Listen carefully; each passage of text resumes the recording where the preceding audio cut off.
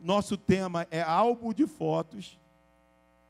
Álbum de fotos. E eu vou pedir mais uma vez para os universitários aqui, abrir quem puder aqui abrir para mim, que eu não consigo. Não sei porquê. Eu tento, eu tenho que furar, não dá certo. Você fura também, meu? Então não adiantou. Te amo. Antes de debutar, álbum de fotos. O texto é Êxodo, capítulo 16, versículo 2 e 3.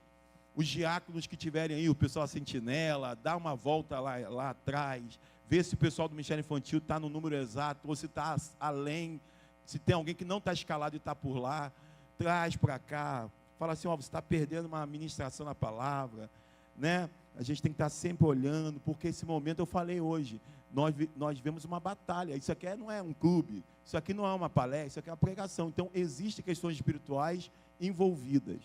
Pessoas que não conseguiram chegar hoje, talvez não conseguiram porque não puderam, ou talvez não conseguiram porque não conseguiram vencer todas as questões que estão implicadas nessa noite. Existem questões espirituais por tudo que a gente faz, por trás de tudo que a gente está fazendo. Então vamos lá, Êxodo capítulo 16, segundo livro da Bíblia, versículo 2 e 3.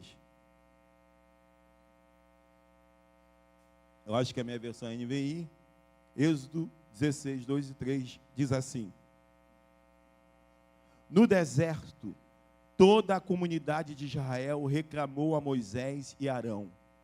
Disseram-lhes os israelitas: quem dera a mão do Senhor nos tivesse matado no Egito. Lá nós sentávamos ao redor das panelas de carne e comíamos pão à vontade. Mas vocês nos trouxeram a este deserto para fazer morrer de fome toda esta multidão. Amém? Então era uma queixa, uma reclamação dos israelitas. Nós estamos lendo aqui o contexto da peregrinação do povo de Israel no deserto. O povo ficou 430 anos, a gente fala escravizado no Egito, mas houve um período, talvez curto, desses 430 anos, onde eles não eram escravos. Quem conhece a história sabe que José chegou ali e ficou ali no cargo, segunda pessoa mais importante lá do Egito. Então, por um período, os israelitas que chegaram lá, 70 pessoas, a partir da família de José que chegou depois, eles viveram bem ali. E a partir daquelas pessoas, daquela família, ela foi se multiplicando. Aí, em algum momento, aquilo que era algo tranquilo, que era uma convivência boa, se tornou escravidão. José já havia morrido, acabou toda a memória de José e viraram escravo. Então, a maior parte desses 430 anos é de escravidão, é de trabalho forçado. Então, Deus levanta Moisés para libertar o povo da escravidão. Por quê? Porque diz o texto que o povo suspirou. O gemido do povo chegou até Deus. O que é isso, pastor? É a questão do sofrimento. Eles estavam sofrendo. Então, esse sofrimento foi até Deus. E Deus falou, eu vou levantar alguém para libertar esse povo dessa situação. E levantou Moisés. Então, o que nós acabamos de ler é um momento em que eles estão, mais uma vez, nós vamos ver isso aqui, se queixando. Quando houve uma falta, porque eles estão peregrinando, eles não estão ainda na terra prometida, quando houve uma falta do que comer ou do que beber, eles começaram a murmurar. Murmurar é meio que um sussurro, é algo que vem meio que da alma, algo que é meio que maligno, algo que vem cheio de ira. É um murmúrio que vem, e isso vem da palavra murmurar. Então, eles começam a murmurar, eles começam a reclamar, eles começam a não perceber que aquele momento desconfortável era passageiro. E era melhor estar em um ambiente desconfortável, com uma esperança de chegar numa terra prometida, do que estar no Egito sendo manipulado pela escravidão. Comendo, sim, mas sendo escravo, não tendo seu país, não tendo sua bandeira, não tendo sua liberdade. O que adianta eu comer na hora certa, eu beber na hora certa, mas eu ser escravo, eu estar preso, eu não ter liberdade? O que adianta? Eles não conseguem calcular isso, eles se queixam, Eles vão dizer, quem dera a mão do Senhor nos tivesse matado lá no Egito. Era melhor Deus ter nos matado lá. Lá nós estávamos sentados com a panela de carne, comíamos pão à vontade, mas vocês, você Moisés, você aí Arão, vocês nos trouxeram para cá, nesse deserto, para morrer de fome com toda essa multidão. Então eles estão se queixando, só que essa postura de se queixar, de reclamar, de murmurar, não é algo novo. Nós temos um homem no jardim, Adão, que tem um lugar maravilhoso e tem uma companhia maravilhosa do próprio Deus. Diz que ao entardecer eles caminhavam, eles passeavam, e esse homem abre mão disso, esse homem e essa mulher abre mão disso, murmura, reclama, se queixa, e aí eles vão ali provar do fruto proibido, por conta de uma ingratidão, de uma insatisfação. Então, isso não é novo. Infelizmente, isso é algo da nossa natureza. Sermos ingratos, sermos murmuradores, não percebermos o tamanho daquilo que o Senhor fez por nós. Não nos atentarmos o quanto somos alvos da graça e da misericórdia do Senhor e conseguimos olhar para a nossa vida e reclamar. Então Deus colocou no meu coração aqui algumas passagens onde nós vamos ver esse povo fazer isso. Nós vamos ver esse povo ter um livramento e ao mesmo tempo murmurar. Ter um livramento e cantar louvores, celebrar, pular e dançar, mas daqui a alguns minutos já murmurar novamente, já reclamar novamente. Você vê isso lá em Êxodo capítulo 14, versículo 11 e 12. Quando eles olham e eles se veem cercados pelos egípcios. Aí diz assim, Êxodo 14, versículo 11 e 12. Disseram a Moisés, foi por falta de túmulos no Egito que vocês nos trouxeram para morrermos no deserto? O que você fez conosco, tirando-nos de lá? Já não lhe tínhamos dito no Egito, deixe-nos em paz, seremos escravos dos egípcios, antes ser escravos dos egípcios do que morrer no deserto. Eles vão dizer, Moisés, lembra que a gente falou para você? Deixa a gente em paz. Esquece essa história de liberdade, esquece essa história de deixa a gente aqui ser escravo dos egípcios. Olha só o que você fez. Agora nós estamos cercados por esse exército e iremos morrer. Aí logo depois, Deus dá o livramento, o mar vermelho se abre. Lá em Êxodo 15, 1 e 2, se você continuar lendo, você vai ver o cântico que o povo de Israel fez depois do livramento. Aí lá, 15, 1 e 2, então Moisés e os israelitas entoaram este cântico ao Senhor. Cantarei ao Senhor, pois triunfou gloriosamente. Lançou no mar o cavalo e o seu cavaleiro. O Senhor é a minha força e a minha canção. Ele é a minha salvação. Ele é o meu Deus e eu o louvarei. É o Deus de meu pai e eu o exaltarei. Ou seja, depois de um livramento, depois de uma queixa e agora um livramento, eles começam a cantar louvores. Mas logo depois, lá no capítulo 15, versículo 16, capítulo 15, versículo 22, depois Moisés conduziu Israel desde o mar até o deserto de Sur. Durante 3 dias caminharam no deserto sem encontrar água. Então chegaram a um lugar chamado Mara, mas não puderam beber das águas de lá, porque eram amargas. Esta é a razão porque o lugar chama-se Mara. E o povo começou a reclamar a Moisés, dizendo, que beberemos? Disseram os israelitas, quem dera que a mão do Senhor tivesse nos matado lá. E aí diz que Moisés, na mesma hora, ele é instruído pelo Senhor para que aquelas águas fossem saradas. E ele sara aquelas águas, e aquelas águas ficam purificadas. É interessante que em um momento se queixa, em um momento vê um livramento e agradece, mas daqui a pouco, alguns minutos, se queixa novamente. Depois disso tudo, eles caminhando, eles chegam a um lugar onde haviam 70 palmeiras e 12 fontes de água. Eu não consigo pensar num lugar assim, pensando que ali nós tínhamos 12 tribos, no lugar onde Deus pensou, eu vou deixar esse lugar aqui pronto para esse povo acampar, para esse povo descansar. Porque imagina, 70 palmeiras e 12 fontes de água. Era um lugar maravilhoso. Era um lugar incrível. Mas logo depois de sair dali, todo o ciclo de queixas e de reclamações voltam novamente.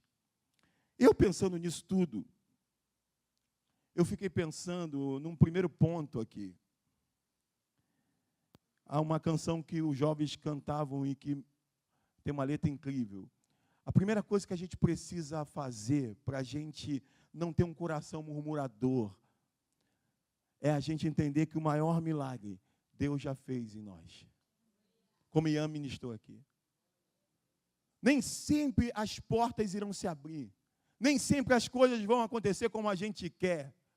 Eu estava vendo uma pessoa pregando, e é muito difícil para mim ouvir pregações desse tipo, e uma jovem pregando, ela dizia assim, olha, assim como José, depois de ser preso, Deus o honrou, assim Deus vai honrar a sua vida, assim Deus vai mudar a sua história, assim Deus vai abrir portas, e não sei o quê. Ela está pegando um texto bíblico, mas ela está fazendo daquele texto bíblico, trazendo uma ideia muito humanista, muito triunfalista, trazendo para as pessoas uma ideia errada, de que nós vamos sempre superar tudo, que nós vamos vencer tudo, e que isso e que aquilo, e quando, na verdade, se aquelas pessoas que estão ouvindo uma mensagem como essa, não entenderem que o maior milagre não vai ser feito, já foi feito, elas irão estabelecer a relação delas com Deus, pela circunstância, pela porta que abre, pela cura que chega, pelo livramento que acontece, e estabelecer uma relação com Deus baseado nisso, é muito perigoso.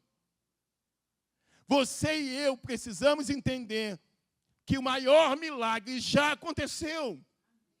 Nós não podemos ter uma relação com Deus à espera de alguma coisa. Nós não podemos estabelecer uma relação com Deus religiosa, porque a religião que propõe isso, faça tudo certinho e tudo dará certo. Cumpra todas essas etapas e você vai dar certo. Faça uma promessa e cumpra a sua promessa, e eu abrirei portas. A religião propõe isso, só que o Evangelho nunca propôs isso. O Evangelho propõe que eu e você éramos inimigos de Deus, condenados à morte. Nós não tínhamos escapatória. E Ele, pela graça e pela misericórdia, se deu por nós e nos redimiu. Quem não entende isso, não entendeu nada do Evangelho. Ele vai sempre oscilar entre a murmuração e a reclamação, e o louvor, ou a oração, aí reclama. Não consegue ver nada, porque ele espera algo ainda. Ele espera algo ainda. Não é que a gente não possa esperar algo, não é que a gente não dependa de uma resposta, não é isso, mas isso não pode ser a base da sua relação com Deus. A base da nossa relação com Deus é que tudo que Ele deveria fazer já foi feito. O melhor dele não virá, já chegou. O céu não é o melhor dele. O céu, as ruas de ouro, não é o melhor que Ele tem para você. O melhor que Ele tem para você se chama Jesus Cristo. É o melhor presente que alguém possa receber. Se Jesus não estiver no céu, o céu deixa de ser céu. Pode ter o que tiver. Se Jesus não for o centro do céu, o céu deixa de ser céu. E a gente fica esperando alguma coisa. E quando as coisas não acontecem, a gente começa a murmurar. Porque a gente precisa entender que tudo que o Senhor poderia fazer já foi feito. O maior milagre, Ele já fez. O Mauro Israel, pastor da PIB de São Gonçalo, uma pessoa que marcou esse país, porque aonde nós vamos, nós vemos o testemunho desse homem. Eu estava na Bahia, já tem bastante tempo isso, estava numa igreja batista, no casamento, e eu conversei com o pastor de lá, falei que era aqui do Rio de Janeiro, falei que era de São Gonçalo, e o pastor falou assim, São Gonçalo? Pastor Mauro Israel, homem de Deus, homem incrível, homem extremamente usado por Deus. Eu só conheço ele, conheço, como não vou conhecer Mauro Israel? Alexandre Figueiredo está aí num estado, esqueci o nome do estado que ele está, não sei se é Espírito Santo. E ele falou, pastor, rapaz, eu estava aqui num evento e aqui o pessoal fala só do Mauro Israel. Quando fala que a gente é de São Gonçalo, fala, Mauro Israel, tem essa cor de Vinícius Júnior? Você é de São Gonçalo, Vinícius Júnior? Aí você, então, lá, o pessoal falou, Mauro Israel lá, era de São Gonçalo. Que falou a célebre frase, né? Quando câncer na cabeça, um tumor na cabeça, a igreja orando, todo mundo orando pela cura dele. E ele disse, olha, igreja, se eu for curado, a igreja verá a glória de Deus. Mas se eu não for curado, eu verei a glória de Deus. E essa frase se espalhou por aí. Um homem de testemunho, morreu novo com câncer, mas um testemunho incrível. Uma igreja enorme, mais de 4.000 membros. E as pessoas dizem que ele chamava as pessoas mesmo pelo nome, conhecia a história dos seus membros. Toda vez que eu passo em frente à igreja Batista de São Gonçalo, primeira igreja batista, eu me emociono quando eu vejo a construção, porque tudo aquilo é um projeto, um sonho do Mauro Israel. E ele disse uma coisa que eu gravei e nunca mais me esqueci. Ele disse, ninguém se alegrará em Cristo como deve, se não se lembrar da sua condição antes de se tornar cristão. O crente, o evangélico, se você quer ser chamado assim, não importa. A igreja brasileira, ela precisa entender isso, que o maior milagre Deus já fez em você. E assim como o Mauro Israel diz, ninguém se alegrará em Cristo como deve. Ninguém se regozijará em Cristo como deve, se não se lembrar da sua condição antes de se tornar cristão. Você tem que saber qual era a tua condição. Eu tenho que saber qual era a minha condição. Não importa se a minha história é uma história onde eu nunca bebi uma bebida alcoólica, nunca fumei um cigarro, a não ser quando eu era garoto e fui experimentar, mas minha irmã já me deu um supapão assim, que é isso, garoto? Nunca experimentei muita coisa, crescido lá cristão, não importa. Ainda assim, eu fui salvo pela misericórdia e pela graça do Senhor Jesus. Eu não me alegrarei em Cristo como deve, se eu não souber qual era a minha condição. Tem gente que não sabe, que não se vê tão ruim. Tem gente que não se vê tão mal. Tem gente, eu sou tão bom, eu não sou tão ruim assim. Se você tiver essa compreensão do Evangelho, você não entendeu nada. Aí você começa a medir as pessoas pela sua bondade. Ninguém será salvo pela sua bondade. A salvação não é por obras, para que ninguém se glorie. As obras do cristão é uma consequência daquilo que ele já recebeu, não um meio de chegar a Deus. Você e eu precisamos entender isso. Isso é o beabá da vida cristã. Nós estamos caminhando para a maturidade. Nós estamos caminhando para 15 anos. E se eu pudesse dizer isso para mim e para você, entendamos qual era a nossa condição. Enquanto a gente ficar achando que merecemos, enquanto a gente ficar falando, Deus, me dá, faz, acontece, nós não entendemos nada. É tudo pela graça e pela misericórdia.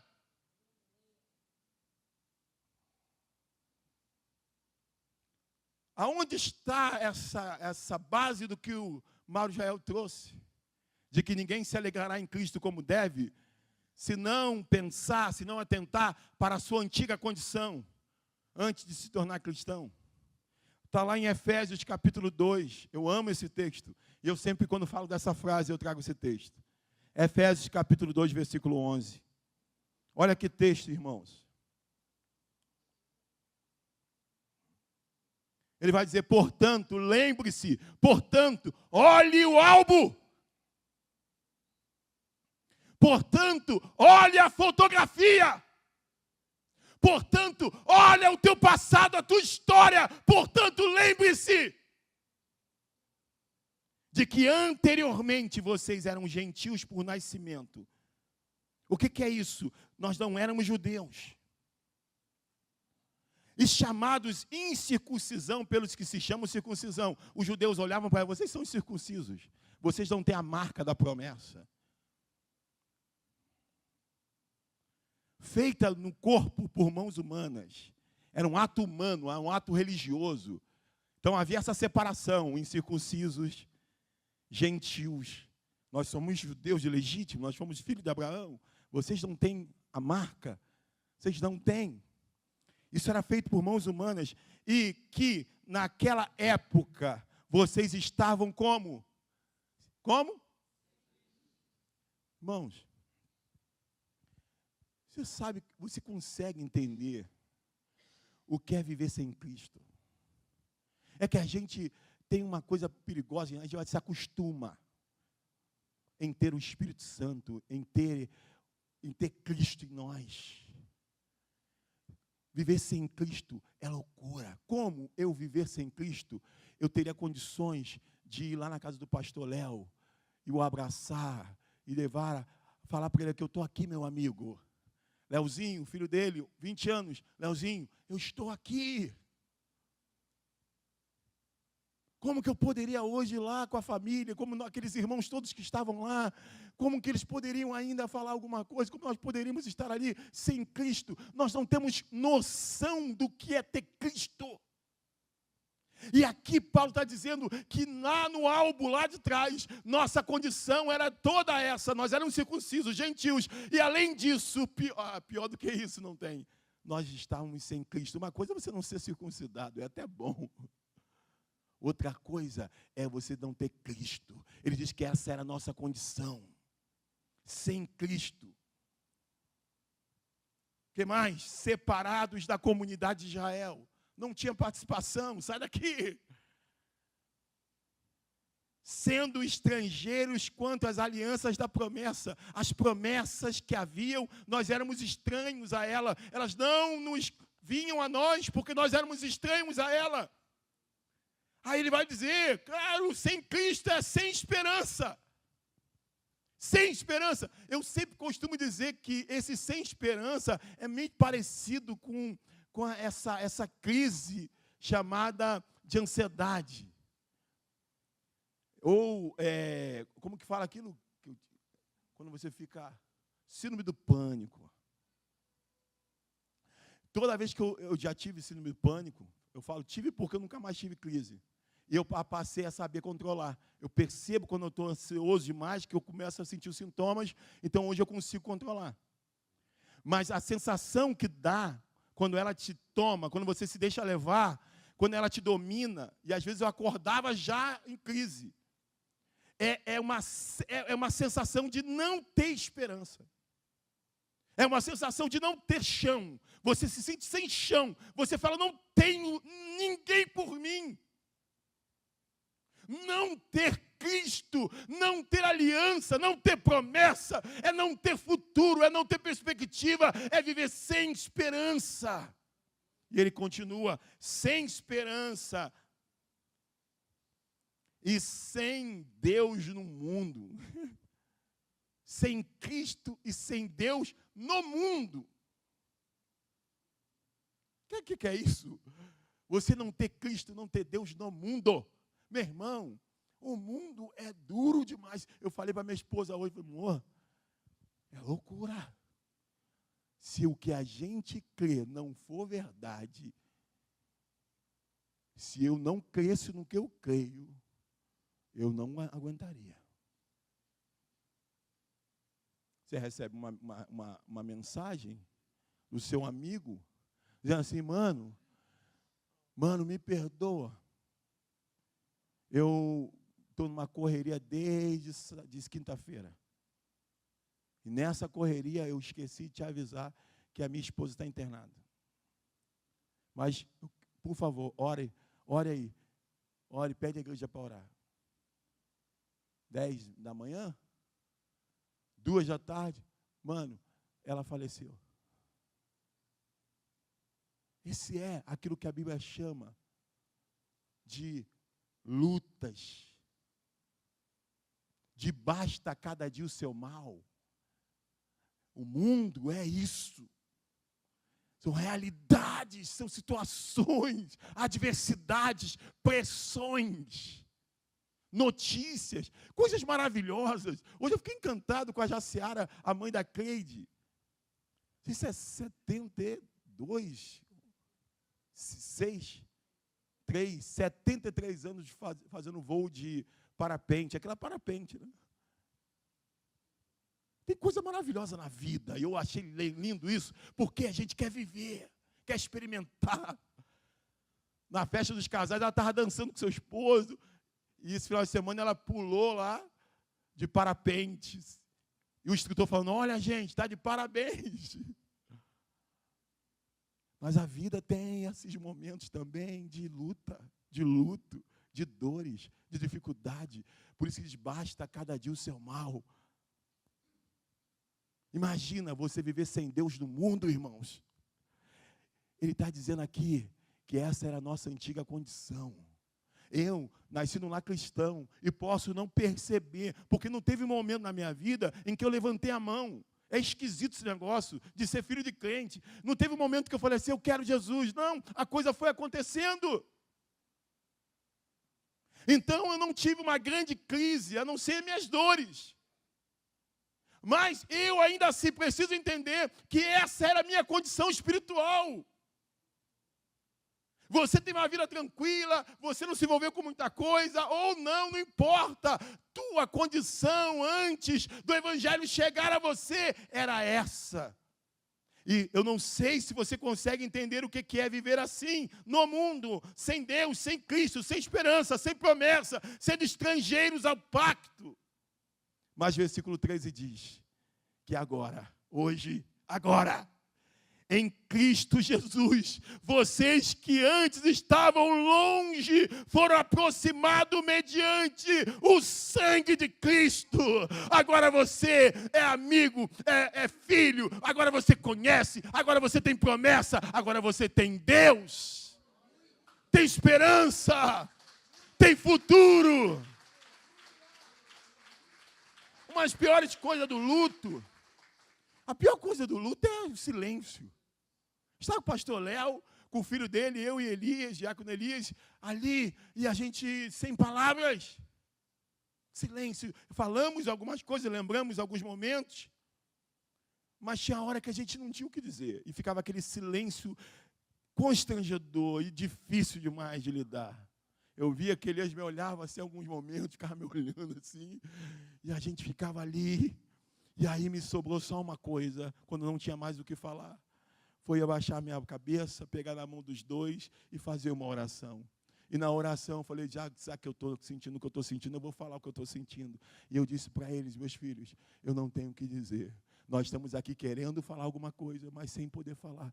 Eu só tenho algo para dizer para vocês, que Paulo disse para a igreja que estava triste por conta das suas perdas e disse, consolai-vos uns aos outros com estas palavras. E o que Paulo disse para consolar? De que nós temos um grande encontro marcado. E esse encontro não será com intermediário. Não será Maria que virá, não será Pedro que virá, não será intermediário. Diz que o próprio Cristo virá com um som de alarido, e ele estará nas nuvens, e aqueles que morreram em Cristo ressuscitarão primeiro, e diz que ele reunirá todos dos ares para um grande encontro, e aí diz uma coisa maravilhosa, e estaremos para sempre com o Senhor. Irmãos, nós temos que nos agarrar com isso. Se Paulo disse, consolai-vos uns aos outros com esta palavra, ele diz, não ficais tristes como aqueles que não têm esperança. Ele diz, não fique triste como alguém que não tem esperança, vocês têm esperança. E quando o Senhor faz isso aqui, através do seu sangue, Ele te devolve a esperança. Por isso, tudo que você podia receber, já recebeu. Não fique nessa crise. Isso salvou minha família da questão da fé. Quando a dor maior chegou, quando a dor maior chegar, você vai dizer, em meio à dor maior, eu recebi o amor maior. Em meio à perda, à dor, eu tenho algo que me garante. Nem anjos, nem principados, nem altura, nem profundidade, nem coisas do presente, nem do futuro. Nada pode me separar do amor que está em Cristo Jesus, meu Senhor. Nem mesmo a morte me separa do amor que está em Cristo Jesus. Nós temos que nos agarrar, nós temos que declarar isso. Porque senão a gente fica louco. Para alguns vão te chamar isso de utopia, eu chamo isso de fé. Eu chamo fé, como diz Moisés, ficou firme como vendo o invisível. Então, irmãos, para que a gente não fique nessa crise de murmurar por causa das circunstâncias da vida, lembre-se que tudo que você podia receber, você já recebeu. Mas é claro que esse Deus é maravilhoso. E Ele, além de nos salvar, Ele nos abençoa. E é sobre isso que eu queria falar quando a gente diz, olha, um coração ingrato é incapaz de ver as bênçãos do Senhor. Um coração ingrato, murmurador, ele não consegue ver bênção em nada. Ele não importa o quanto Deus o livre, o quanto Israel sempre vai encontrar um motivo para se queixar. Israel sempre vai achar alguma coisa para reclamar. Vai abrir mar, vai dar maná, vai dar cordonizes, não importa o que faça, Israel sempre arrumará um motivo para reclamar. Eu estava nessas semanas de aniversário, nós temos feito reuniões, organizando algumas coisas sem dinheiro. Sem dinheiro. A conta da igreja já está há alguns dias, talvez com uns R$3. As duas contas. Aí, o coração angustiado, coração preocupado, algumas pessoas simplesmente sumiram. E para você estar aqui é natural, mas para mim, não ver você aqui é horrível. Minha cabeça fica aqui antes. A minha questão toda não foi a questão do luto só. Foi ver uma falta aqui hoje. Vem pensamentos, fica preocupado. É que o Paulo diz, não é só as questões externas, é interna. O cuidado da igreja. Então isso vem, isso nos assola. E eu vendo e pensando nessas questões de luta, pessoas para interceder, para acompanhar, para orar, para ajudar, dores. Gente sofrendo, gente padecendo, pessoas que a gente ama. Eu fiquei mal, eu estava mal. E aí, é isso, o coração ingrato é incapaz de ver a bênção do Senhor. E aí você começa a ver tudo, você vê coisas com defeito. Você começa a ver, não, que tem que pintar, que tem que não sei o quê, que essa luz está piscando, a gente tem que alugar o andaime, que a gente tem que pintar, aquela parte lá da porta, ali tem que pintar, está descascando, está caindo tudo. Imagina a gente fazer um aniversário, a gente tem que dar uma cara nova na igreja. A gente tem que fazer, mas não tem dinheiro, e fulano não está bem, ciclano tem que ver, tem que ajudar. E remédio de não sei quem, e não sei. A conta de luz. A conta de água. E agora a empresa de água, ore pela água águas do que de São Gonçalo, não, né? Águas do Rio. Os caras são cruéis. Quebra a calçada, irmãos. Você está aqui, quando você vê alguém, ei, está quebrando a calçada. Está devendo 2 contas. Quebra a calçada para cortar. Tudo isso na cabeça. Ai, está tudo ruim. Os ministérios. Ai, não está não. Ai, os diáconos. Ai, os líderes. Ai, aí você começa. Que não sei o quê. Que não sei o que. Você não começa a não ver beleza em nada. Aí eu com o meu Luiz, pastor, vou precisar de umas fotos para a gente preparar aí um documentário e tal. Aí eu comecei a olhar as fotos. Coloca algumas aí para a gente.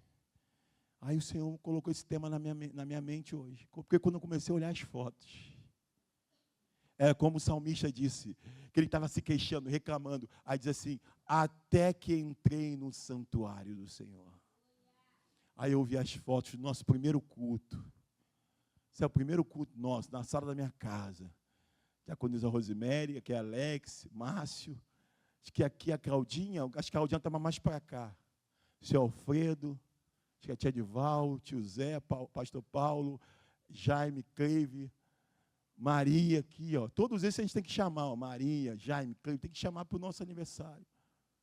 Se for o primeiro culto, eu comecei a olhar, Senhor ministrando. Veja, primeiro espaço alugado, meu pai, vamos alugar. Isso aqui, será que é ele aqui? Rapaz, deve ser ele. Não para, todas as fotos, está o homem com alguma coisa na mão, um pincel, está com uma escada, está com... Que é isso? Que é isso? O Senhor falou, olha o teu pai, cara. Olha o teu pai, cara. Olha o teu pai. Olha para o teu pai, Davi. Filho, vou pegar 2 tintas lá no Fabinho, tá? Posso?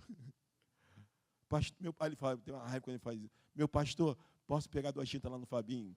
Pai, por favor, pai. Se tem um pastor que é o Senhor na minha vida.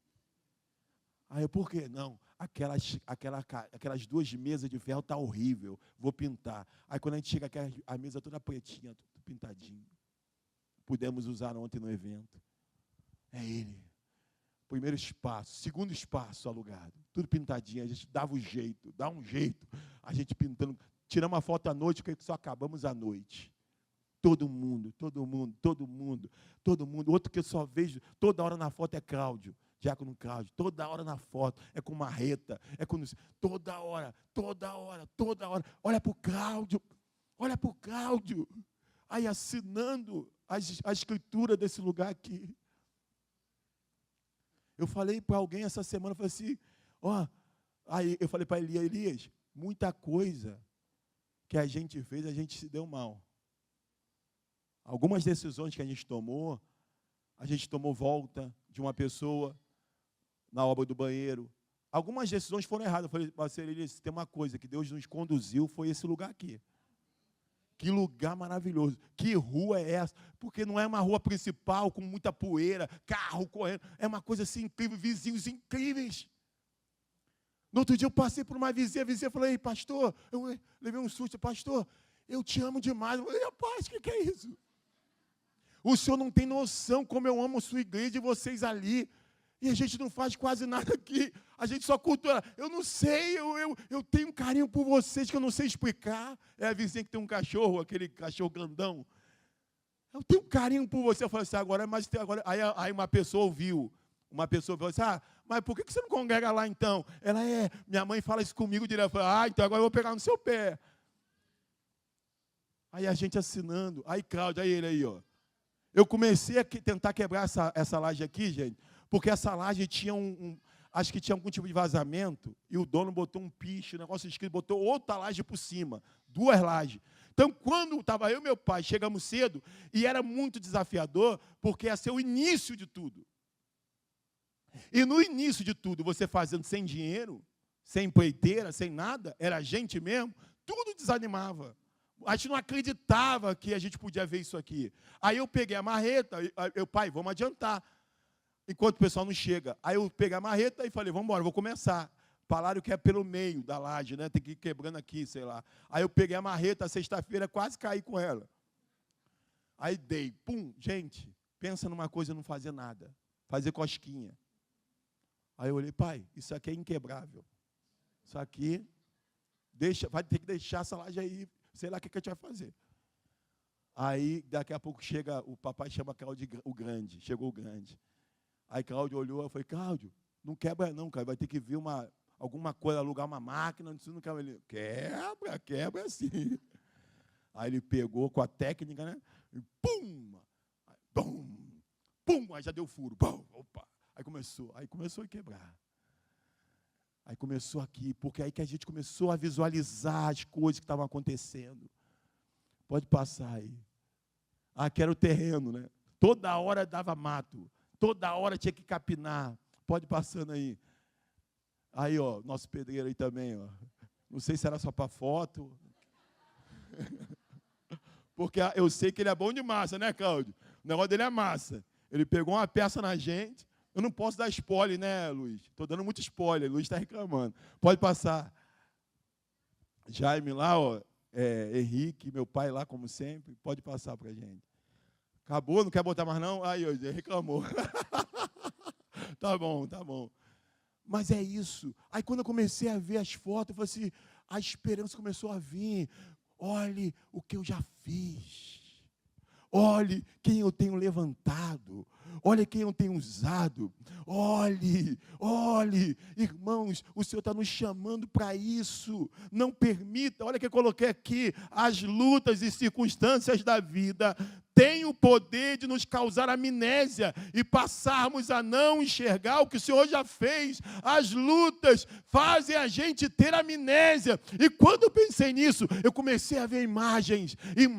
Eu vi o casamento do Igor e da Jéssica, eu vi eu fazendo o casamento do Ryan e da Thaís, eu vi eu fazendo o casamento do Luciano e da Vanessa, eu vi eu fazendo o casamento da tia Olga e tio Zé, eu via o nascimento do Enzo, eu via os momentos que a gente viveu. E aquilo começou a me encher, e o Senhor falou, olhe, cuidado, irmãos, para que as pressões, as lutas te façam esquecer o quanto Deus já tem feito em sua vida. Um coração ingrato é um coração infiel. Se a gente tiver um coração ingrato, nós seremos infiéis. Porque Moisés subiu ao monte e daqui a pouco o povo já olhou. Cadê Moisés? Moisés morreu. Vamos embora, Arão? Faça um bezerro. Pega aí joias, pega brinco, pega cordão. Vai, derrete, faz um bezerro. E automaticamente olharam para o bezerro e disseram: você que nos tirou do Egito.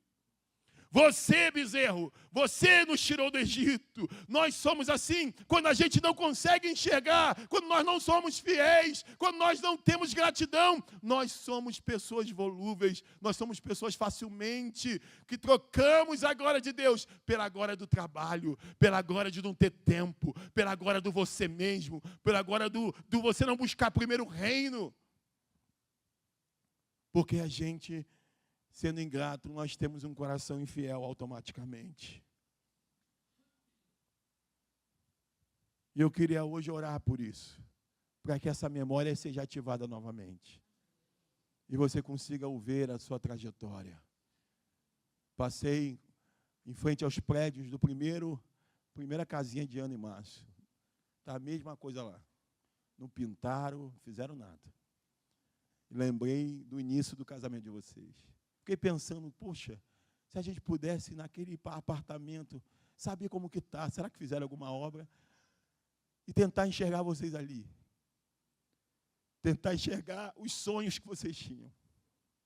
Os primeiros momentos do casal. E olhar para hoje e ver tudo o que o Senhor fez. Foi muita luta. Momento em que teve que sair de lá, porque não tinha como pagar o aluguel.